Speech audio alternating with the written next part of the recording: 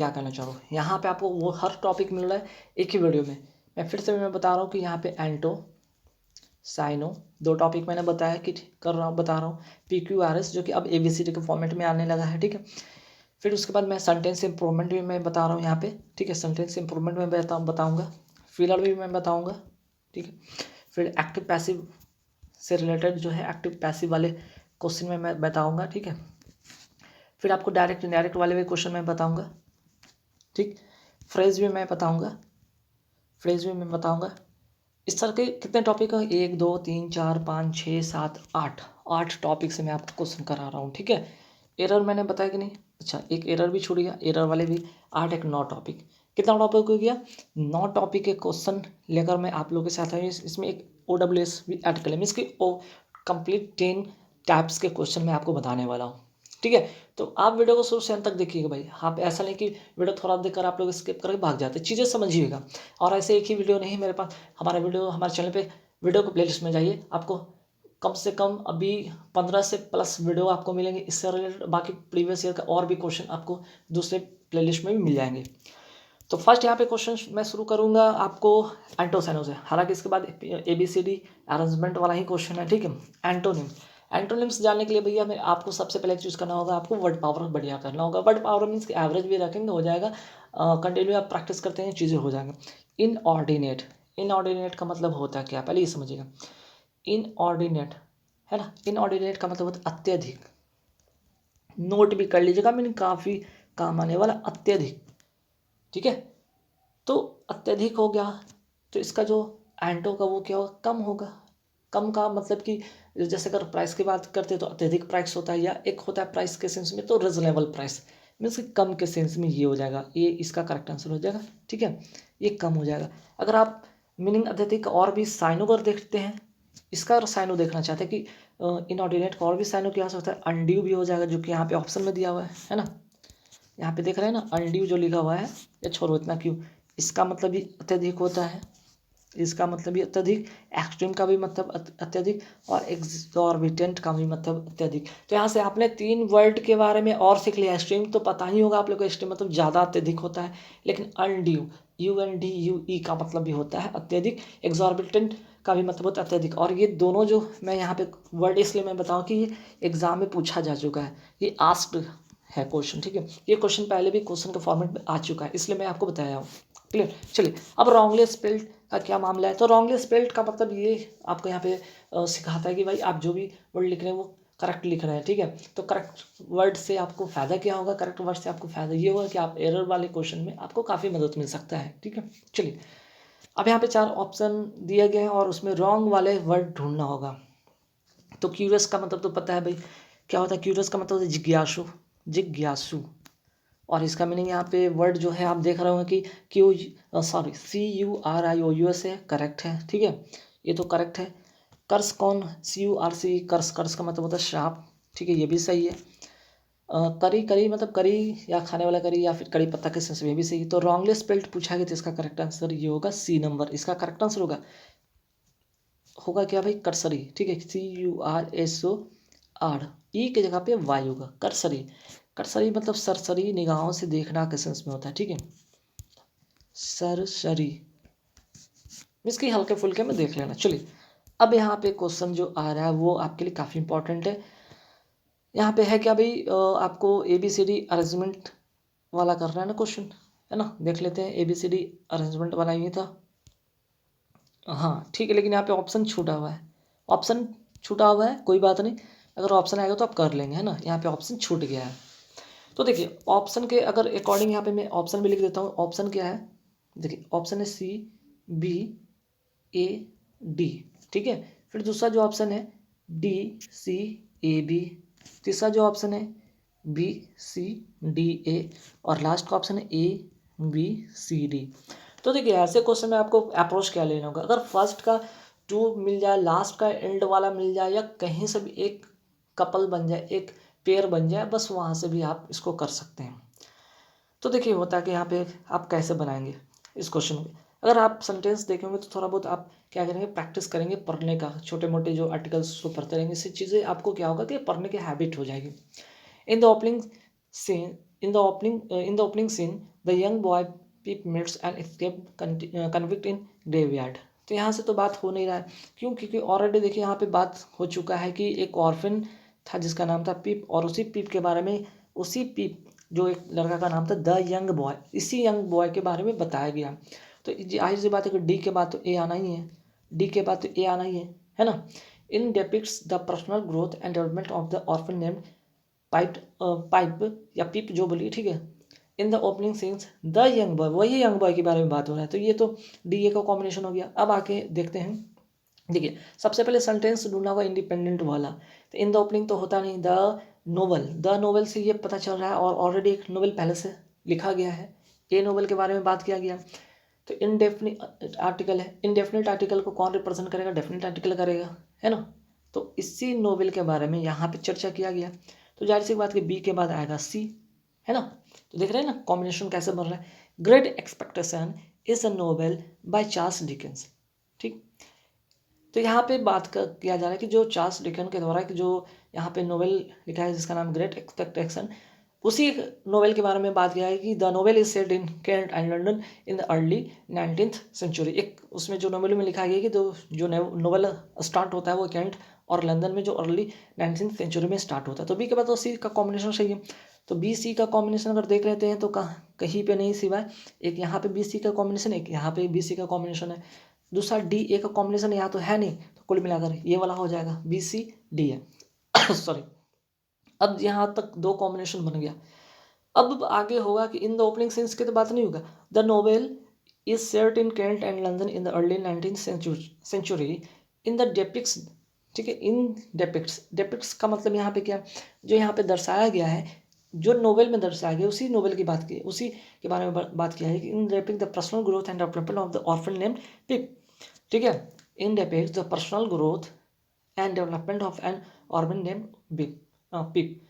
तो उसमें क्या किया गया, इस ऑर्फन, एक ऑर्फन है जिसका नाम है पिप है, उसका ग्रोथ और डेवलपमेंट के बारे में यहाँ पे वर्णन किया गया। और उसमें एक चीज़ कहा गया कि जब ये ओपनिंग सीन्स होता है ना, सीन होता है जब ये नोवेल का, तो उसमें एक यंग बॉय होता है जो कि जिसका नाम पिप है, वो met and escape convict in graveyard, जो कि कब्रिस्तान की वजह से वो देखकर वहाँ पे वो डर से कह सकते हैं वहाँ पे भाग जाता है ना। तो कुल मिलाकर ऐसे आपको अप्रोच लेना होगा। क्लियर? चलिए नेक्स्ट क्वेश्चन क्या है भाई, सेंटेंस इंप्रूवमेंट। सेंटेंस इंप्रूवमेंट बहुत इंपॉर्टेंट क्वेश्चन है भाई, बहुत ही इंपॉर्टेंट क्वेश्चन है, ठीक है। जस्ट लाइक एरर के तरह ये भी काम करता है। He tried to prevent his friend to smoke. जब भी आपको प्रिवेंट दिखे ना भैया, तो आप क्या करना, प्रिवेंट के साथ जो प्रीपोजिशन लगता है ना, प्रिवेंट के साथ प्रीपोजिशन लगता है फ्रॉम, और फ्रॉम फॉलो करता है वर्ब का फोर्थ फॉर्म। तो फ्रॉम स्मोकिंग वाला कहाँ दिख गया, टिक करें, आगे बढ़े, ठीक है। चलिए एक नंबर ले जाएंगे आप यहाँ से। अब करना क्या भाई, मोस्ट अप्रोप्रिएट सिनोनिम, सिनोनिम की बात कर रहा है। करंट का मतलब को आपको पता है क्या होता है, करंट का मतलब भी यहाँ पे क्या होता है, साइनो बताना। करंट का मतलब होता है कि हाल फिलहाल का भी होता है, हाल का, है ना, हाल का नहीं, हाल का, रिसेंटली जिसको कहते हैं हाल का। करंट का मतलब धारा भी होता है ना। करंट का मतलब और क्या होता है, बिजली वाला धारा भी हो सकता है ना। तो इस तरह से काफ़ी सारे मीनिंग होते हैं। तो यहाँ पे करंट का मतलब रिसेंटली की बात कहा गया, हाल का, तो इसका जो साइन होगा वो होगा प्रेजेंट, ठीक है। चलिए नेक्स्ट क्वेश्चन पे आते हैं कि इम्पॉसिबल और एक्सट्रीमली डिफिकल्ट अंडरस्टैंड। यहाँ पे एक OWS पूछा गया कि इम्पॉसिबल और एक्सट्रीमली, ठीक है, इसके बारे में आपसे पूछा गया है कि इम्पॉसिबल और एक्सट्रीमली डिफिकल्ट टू अंडरस्टैंड को क्या कहते हैं। इसको कहते हैं इनकम्प्रेहेंसिव, ठीक है, जो आसानी से समझ में ना आए। इनऑडिबल का मतलब क्या होता है, इसका तो आंसर बी होगा। अब इनऑडिबल का मतलब क्या होता है, इनऑडिबल का मतलब होता है जो सुनाई ना दे। इनएविटेबल का मतलब होता है जो अवश्य होने वाला, जो घटना अवश्य होने वाला हो, इनएविटेबल। और इनकॉम्पैटिबल का मतलब समझिएगा क्या होता है, बेमेल, जिसका कोई मेल ना हो, ठीक है। और इनएविटेबल का मतलब अवश्य होने वाला। नोट करना चाहे तो नोट कर ले, अवश्य होने वाला, ठीक है। चलिए आगे बढ़ते सवाल पे। फिलर, फिलर पे आते भैया कि यहाँ पे there were not enough tins smith in Vienna to dash लालटेन फॉर स्ट्रीट लाइटिंग। यहाँ पे लालटेन की बात की गई, तो लालटेन की बात हो रहा है। तो लालटेन में क्या किया जाएगा, लालटेन का क्या होगा, कंपोज नहीं होगा, एग्जीक्यूट नहीं होगा, कॉम्प्लीस नहीं होगा, बल्कि मैन्युफैक्चर होगा ना। इन Vienna to manufacture the lanterns for street lighting. Clear? चलिए नेक्स्ट क्वेश्चन पे आते हैं कि रॉन्गली स्पेल्ड वर्ड, फिर से रॉन्गली आया वर्ड। इससे देखिए, इससे आपका वर्ड पावर ही मजबूत होता है। रॉन्गली स्पेल्ड आपको वर्ड पावर मजबूत कराता है, ठीक है। तो यहाँ पे सैटेलाइट देखने से लग रहा है ये गलत, गलत है ही वाकई में। सैटेलाइट का स्पेलिंग होता है ए से TE होता है, ए नहीं होता है, LIT, ठीक है। और इसका मतलब अगर जानना चाहे तो नोट कर सकते हैं। इसका मतलब होता है क्या है, पूरा करना या संतुष्ट करना, संतुष्ट करना। देखिए यहाँ से वर्ड पावर आपको मिला, संतुष्ट या पूरा करना। तो ये क्या सिखाया आपको, रॉन्गली स्पेल्ड क्या सिखाता है आपको, वर्ड पावर मजबूत कराता है, सैटिएट, सैटिएट, ठीक है। चलिए नेक्स्ट क्वेश्चन है कि मोस्ट अप्रोप्रिएट मीनिंग पूछा गया है, मीन्स कि बाइट योर टंग, ठीक है। एक यहाँ पे आपको इडियम फ्रेज पूछा गया, बाइट योर टंग का मतलब क्या होता है। बाइट मतलब काटना, योर मतलब आपका, और टंग अपने जीभ को थोड़ी काट लेते हैं, इसका मतलब ये नहीं होता है, ठीक है। ये होता है कि stop your self from saying something, कुछ कहने से अपने आप को रोकना, ठीक है। इसका करेक्ट आंसर होगा D। चलिए नेक्स्ट क्वेश्चन पे आते हैं। यहाँ पे ग्रामेटिकल एरर वाला क्वेश्चन आ गया। तो आप जब सेंटेंस पढ़ेंगे तो सबसे पहले एक चीज़ नोटिस करेंगे, पहले मैं पढ़ देता हूँ। Billionaire Philip in the owner of the luxury yacht Lionheart which worth an estimated $150 million, ठीक है। यहाँ तो हो गया कंप्लीट। तो एक चीज़ जैसे पूरा सेंटेंस पढ़ेंगे, एक बार रिलेटिव प्रोनाउन पे फोकस करें, ठीक है। तो रिलेटिव प्रोनाउन से पहले एंटीसीडेंट यानी कि नाउन, अगर ये सिंगुलर हो तो वर्ब भी क्या होगा, सिंगुलर होगा। अगर ये प्लूरल हो तो वर्ब भी क्या होगा, प्लूरल होगा, है ना। एक चीज़ ध्यान रखिएगा, तो रिलेटिव प्रोनाउन से पहले जो भी आपका सब्जेक्ट होगा, जो नाउन होगा, ये एंटीसीडेंट होगा, उसके अकॉर्डिंग होगा। तो यहाँ पे जब आप सेंटेंस पढ़ रहे हैं, द लग्जरी याच, नाम क्या है यहाँ पे, लायनहार्ट, ये सिंगुलर है। अगर ये सिंगुलर है तो वर्ब भी क्या होगा, ये वर्थ वाला जो वर्ब है, ये वर्थ ना होकर यहाँ पे S लगेगा, वर्ड्स, ठीक है। अब ये जाके सिंगुलर हो गया, तो आंसर होगा C नंबर ऑप्शन, ठीक है। चलिए नेक्स्ट क्वेश्चन क्या भाई, नेक्स्ट क्वेश्चन है a type of dome shaped shelter built from blocks of solid snow.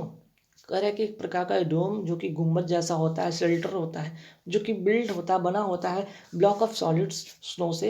एक मतलब कि सॉलिड स्नो में इसके छोटे छोटे जो बर्फ के टुकड़े होते हैं उससे बना होता है। उसको क्या कहते हैं, उसको कहते हैं इग्लू कहते हैं, ठीक है। चलिए नेक्स्ट क्वेश्चन पे आते हैं कि select the most appropriate cyano.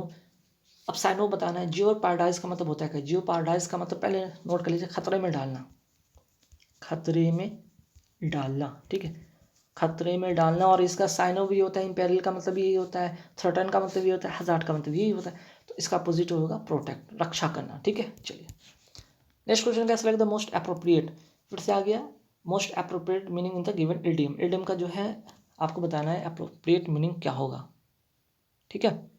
तो यहाँ पे लिखना, यहाँ पे टाइप मतलब कि क्वेश्चन जो था टाइप करना, यहाँ पे मिस्टेक हो गया। तो टिट फॉर टैट यहाँ पे लिखा हुआ है, हो जाता है कई बार। टाइपिस्ट जो है जो टाइप करते हैं उनसे कई बार छोटी मोटी गलतियाँ हो जाती है, इग्नोर कीजिएगा। क्वेश्चन तो मैं फिर लिख ही दिया हूँ, ठीक है। चीज़ें समझना important. Tit for tat, tit for tat का मतलब होता है जैसे को तैसा, है ना, जैसे को तैसा, जैसा करेंगे वैसा भरेंगे। To do harm as done to you, to do harm as done to you, जैसा करेंगे वैसा पाएंगे, मीन्स कि डी इसका करेक्ट आंसर होगा। चलिए आगे बढ़ते हैं सवाल पे। In the sentence identify the segment which contains grammatical error. Grammatical error आपको यहाँ पे डिफाइन करना है, ठीक है। अब ये देखिए, on September 11 2001 two hazard aircraft crash to the World Trade Center in New York, ठीक है।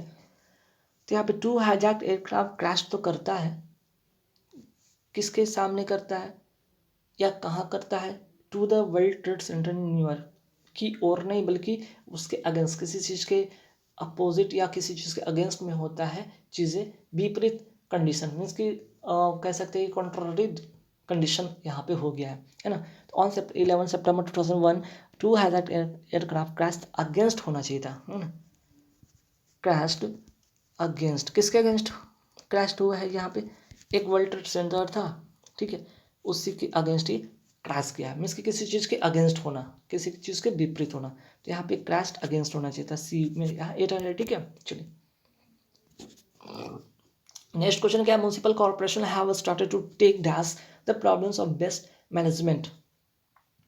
अब म्यूनसिपल कॉर्पोरेशन को क्या करना चाहिए, स्टार्टेड टू टेक व्हाट करना चाहिए, किस चीज़ का प्रॉब्लम है, बेस्ट मैनेजमेंट का, जो वहाँ पे कचरा जो प्रबंधन का जो समस्या है उसको क्या करना चाहिए, उसको या संज्ञान में म्यूनसिपल कॉर्पोरेशन को लेना चाहिए। कॉग्निजेंस मतलब संज्ञान लेना। संज्ञान लेना कहने का मतलब यहाँ पे कह सकते हैं विचार अधिकार लेना, नॉलेज नहीं लेंगे ना, परसेप्शन कोई धारणा तो देंगे नहीं। अटेंशन क्या, अटेंशन आप वहाँ पे गड्ढा तो हो रही जो आप अटेंशन वहाँ पे देंगे, ध्यान देंगे चलते समय, ऐसा कुछ नहीं है, कोई ऐसी बातें पे अटेंशन देना नहीं, बल्कि संज्ञान लेना के सेंस होगा। ठीक है, यहाँ पे चलिए नेक्स्ट क्वेश्चन पे आते हैं, given below are 4 jumbled sentence. फिर से आ जाइए, अरेंजमेंट करना है। ठीक है, फिर से अरेंजमेंट वाला क्वेश्चन है, बहुत इंपॉर्टेंट क्वेश्चन है। देखिए ही से सेंटेंस शुरू होता नहीं है, बिफोर से शुरू होगा नहीं, एज से होगा नहीं, क्योंकि यहाँ पे ऑलरेडी ही लिखा हुआ है, तो ही मीन्स की जरूर उसके पहले कोई ना कोई नाउन हुआ होगा। तो देखेंगे कहाँ से, वन फाइन मॉर्निंग, तो ए से तो कन्फर्म है कि ए से शुरू होगा, और ऑप्शन में देखा जाए तो ए तो इसमें नहीं है, इसमें नहीं। अब ये दो में तो है, लेकिन फिर भी मामला फंसा, वो देख लेते आगे। ठीक है, ए से स्टार्ट हो रहा है, a hunter, one fine morning का hunter was getting ready to go hunting. ठीक है, एक शिकारी है जो शिकार पर निकलने के लिए रेडी था, है ना। तो यहाँ पे ये क्या हो गया, नाउन हो गया।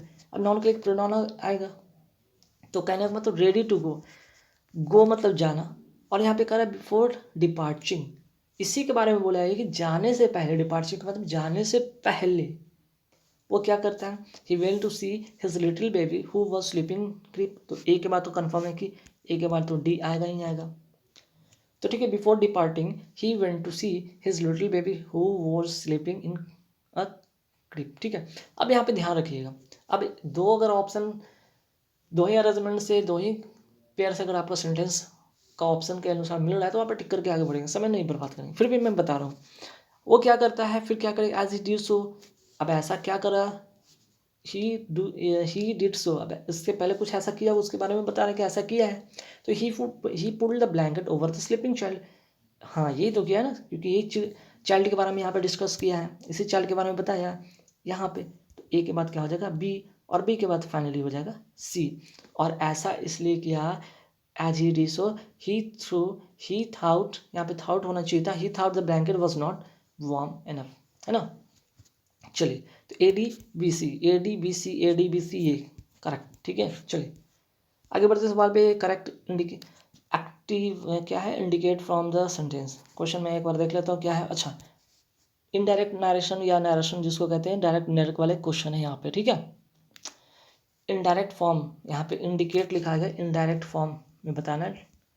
इनडायरेक्ट नेशनल पर होंगे, डायरेक्ट इनडायरेक्ट वाला उसी को यहाँ पे बनाना है। क्वेश्चन यहाँ पे साफ लिखा हुआ है, the shopkeeper asked me where is your car. एक तो डब्ल्यू वेयर का वेयर होगा और इज का यहाँ पे वॉज होगा। अब ये दोनों चेक कर लेंगे, आंसर आपको मिल जाएगा। यहाँ पे वर मिल गया, वॉज मिल गया है, इज वाला होगा नहीं, इज वाला होगा नहीं, वॉज भी है। अब देखिए, जब इनडायरेक्ट में बनाते थे क्वेश्चन वाला हट जाता है, मीन्स कि वर के बाद जो वेयर के बाद क्या आना चाहिए, वेयर के बाद एक सब्जेक्ट आना चाहिए। तो सब्जेक्ट किस में, वेयर के बाद सब्जेक्ट इसमें, इसको टिक करेंगे आगे बढ़ेंगे। क्योंकि वेयर के बाद यहाँ पे देख रहे हैं ना, वॉज लगा दिया तो यहाँ पे क्वेश्चन मार्क होता है, ये होता ही नहीं, तो 3 एलिमिनेट करके। चलिए फिर क्या भाई, यहाँ पे सेंटेंस इंप्रूवमेंट वाला क्वेश्चन आ गया, फटाफट देख लीजिए। सेंटेंस इंप्रूवमेंट वाला क्वेश्चन है, the boys were delighted on the idea of going to Goa. सबसे इंपॉर्टेंट चीज़ है कि कुछ ऐसे फिक्स प्रीपोजिशन जिनको आप रेटिल या डिलाइट के साथ क्या लगता है, प्रीपोजिशन एट लगता है। एट किस में, इसमें है नहीं, नो इम्प्रूवमेंट तो होगा नहीं, तो एट। अब देखिए, एट एन आइडिया होगा या एट द आइडिया होगा, एट द आइडिया होगा। आइडिया कोई काउंटेबल थोड़ी है जिसको हम ए और एन लगाकर उसको करेंगे नहीं ना, बी होगा इसका करेक्ट आंसर। चलिए नेक्स्ट क्वेश्चन क्या है भाई, फिर से पैसिव फॉर्मेट। देखिए एक्टिव पैसिव वाला क्वेश्चन यहाँ पे आ गया। तो एक्टिव पैसिव में क्या करते हैं, जो सब्जेक्ट है उसको ऑब्जेक्ट बनाते हैं, जो ऑब्जेक्ट है उसको सब्जेक्ट बना देते हैं। The chrysanthemum throne in the April 2019। तो यहाँ पे क्वेश्चन कहाँ से स्टार्ट होगा, द क्रिस्थैनथम, ठीक है, क्रिस्थैनथेमम थ्रोन से स्टार्ट होगा। तो यहाँ पे ऑप्शन कौन सा है भाई, क्रिस्थैनथम थ्रोन। और इम्पोर्टेंट क्या है भाई, ज़रा ध्यान दीजिएगा यहाँ पे। तो जापानीज, अच्छा यहाँ पे देखिए एब्डिकेटेड लिखा हुआ, बेट्यूर है, तो यहाँ पे तो हम वॉज में इसको कन्वर्ट करेंगे। वॉज वाला है नहीं, वॉज वाला है नहीं। अगर वॉज है भी तो हमें क्या लाना था, पहले इसको सब्जेक्ट को यहाँ पे लाना था, ये भी है नहीं, तो कुल मिला के इसका डी इसका करेक्ट आंसर हो जाएगा। The chrysanthemum throne was abdicated by the Japanese emperor Akihito in April 2019। D इसका करेक्ट आंसर हो जाएगा। ठीक है, चलिए आगे बढ़ते सवाल पे। Select the most appropriate synonym of the given word. Word कौन सा है, फिर से टाइपिंग यहाँ पे छूट गया है, मैं लिख देता हूँ। वर्ड है एडहियर। ठीक है, एडहियर का मतलब होता है कि पालन करना। पालन करना, इसका जो साइन होगा वो क्या होगा, कंप्लाई। कंप्लाई का मतलब होता है पालन करना। ठीक है,